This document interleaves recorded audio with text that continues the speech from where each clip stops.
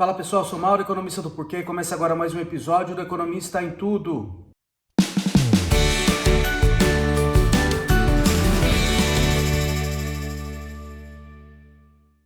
Para você que está chegando por aqui, eu convido a se inscrever no nosso canal e ligar o sino para receber as notificações. Toda semana 2 vídeos novos. E também dá uma olhada no nosso site www.porquê.com.br, que tem bastante conteúdo escrito lá. Hoje eu vou falar de Estados Unidos. Semana passada, o presidente do Fed, que é o Jerome Powell, Fed é o Banco Central americano, ele deu um discurso ali no Jackson Hole. Jackson Hole é uma importante conferência que reúne pessoas de bancos centrais, economistas, gente do mercado financeiro. Ele fez um discurso lá no Jackson Hole, em que ele indicou fortemente uma queda na taxa de juros americana já agora em setembro. Então, o que ele disse é: chegou a hora de ajustar a política, no caso é a política monetária. Como ele é o presidente da autoridade monetária, o que ele está falando é da política monetária. Então, ele está basicamente falando: vai cair a taxa de juros nos Estados Unidos, depois de muito tempo, depois de um período de subida forte na taxa de juros, e manutenção em níveis relativamente altos quando a gente fala dos Estados Unidos. Então, hoje ela está na casa de ela está no intervalo de 5,25% a 5,50% por ano. Lógico, quando a gente pensa em Brasil, que está acima de 10%, parece muito pouco, mas comparado ao histórico americano, é um nível relativamente alto. Tá?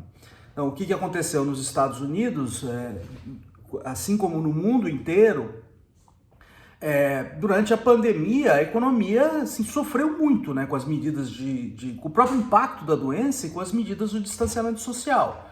E com isso a economia encolheu, e aí você precisou de estímulos ali, foram necessários estímulos, tanto do lado fiscal, do lado das contas públicas, de aumentar transferências, aumentar apoio a empresas e a indivíduos, tá?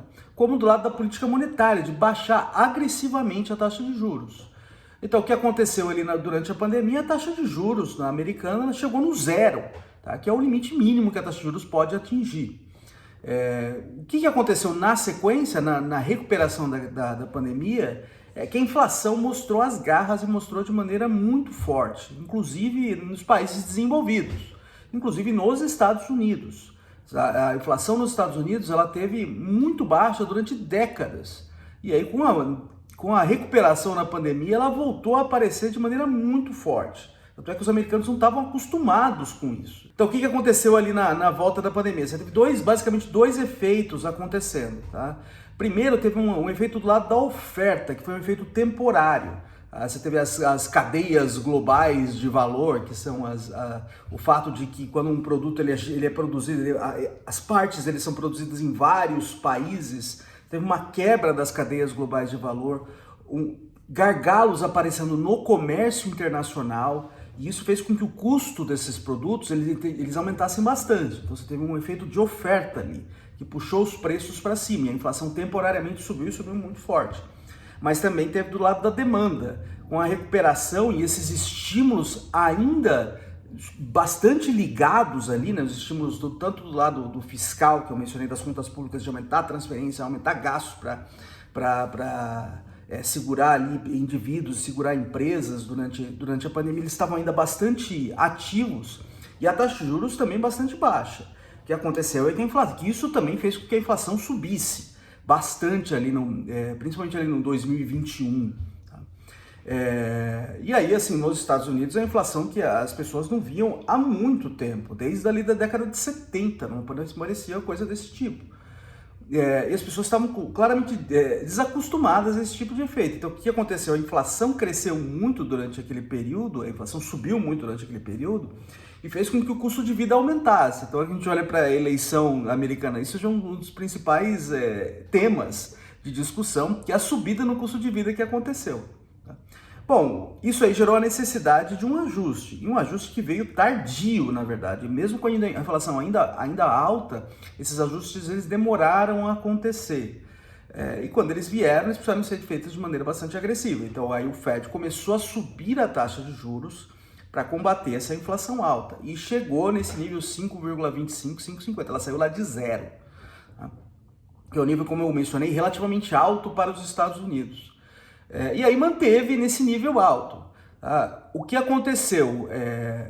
A princípio, a inflação não deu muita trégua, ela caiu, mas assim, ainda continuou alta, e a economia americana continuou assim, de maneira bastante aquecida ainda, apesar dessa subida na taxa de juros.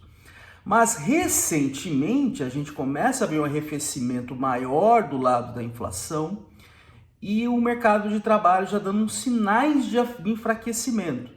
Então isso aí está dando um certo conforto para a autoridade monetária, para o Banco Central americano, de começar um processo de queda na taxa de juros. Acho que já tinha um sinal muito forte aí na última reunião do Fed, que definiu manter a taxa de juros nesse nível alto, de que haveria um ajuste, e agora esse discurso aí do Jerome Powell, de maneira muito clara, indicando quedas, tá? E agora acho que a questão não é se vai cair, a questão é quanto. Outra coisa que aconteceu é nas tomadas de expectativas que a gente vê por aí, muita gente agora está apostando numa queda mais alta. Tá? A ideia era cair 0,25 pontos percentuais, que em geral é o menor valor que se derruba, né? Cai em degraus de 0,25, agora está se falando em pular um degrau mais alto, até muita gente apostando em pular um degrau mais alto de 0,50 pontos percentuais. Tá? Que tipo de impacto a gente já enxerga desse tipo de movimento? Acho que o lugar mais interessante para olhar é preços de ativos, né? E aqui eu vou focar mais em bolsa mesmo e no caso do dólar, né? No caso do Brasil é a taxa de câmbio que é o real por dólar, né? E a gente já observa alguns efeitos disso, tá? Isso já vinha por causa que as expectativas elas já estavam favoráveis antes e elas basicamente se confirmaram agora com esse movimento aí do Powell, né?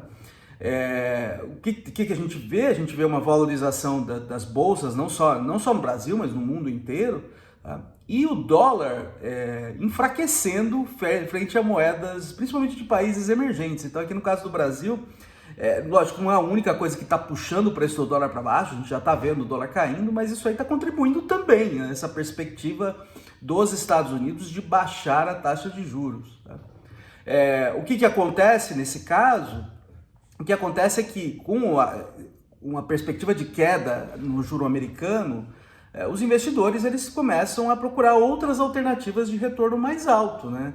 Fala assim, bom, você vai falar para mim, o retorno, a taxa de juros no Brasil já é mais alta que a americana. Se os Estados Unidos baixar, faz alguma diferença? Faz sim, né? Por quê? Por que essa taxa de juros é alta no Brasil?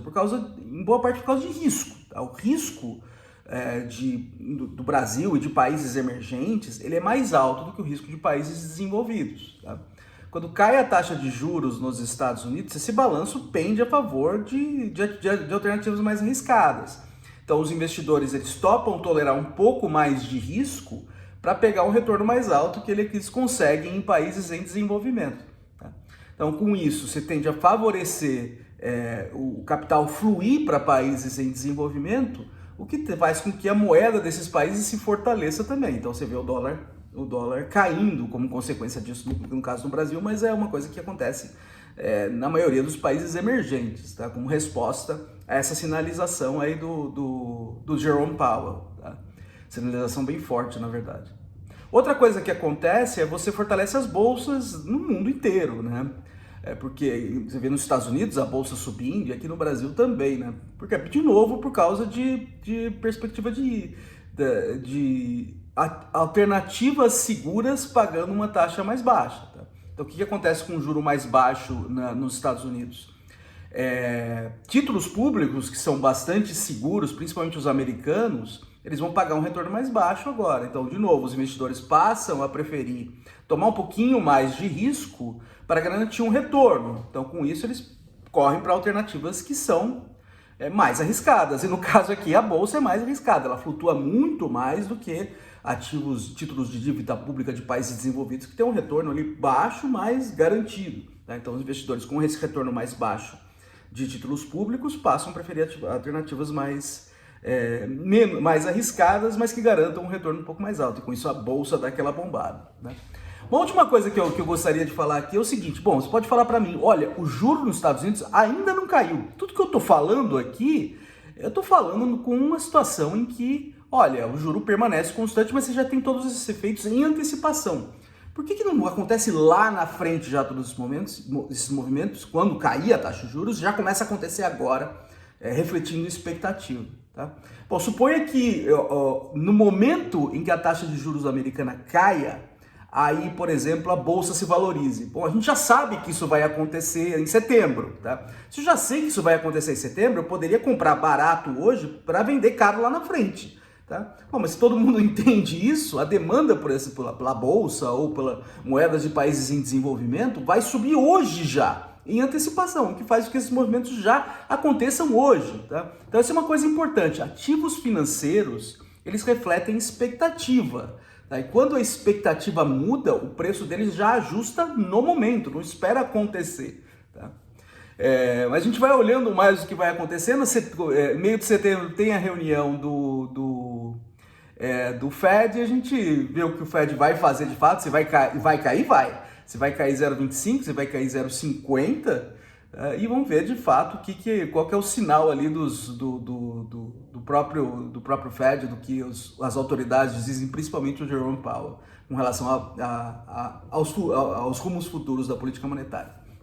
É isso aí, pessoal. Muito obrigado por ter assistido o vídeo. A gente volta a conversar mais na semana que vem. Deem uma olhada no nosso site, tem bastante conteúdo escrito lá. O endereço é www.porquê.com.br. Também tem as redes sociais, tá aqui no YouTube, no Facebook, no Instagram e no Twitter.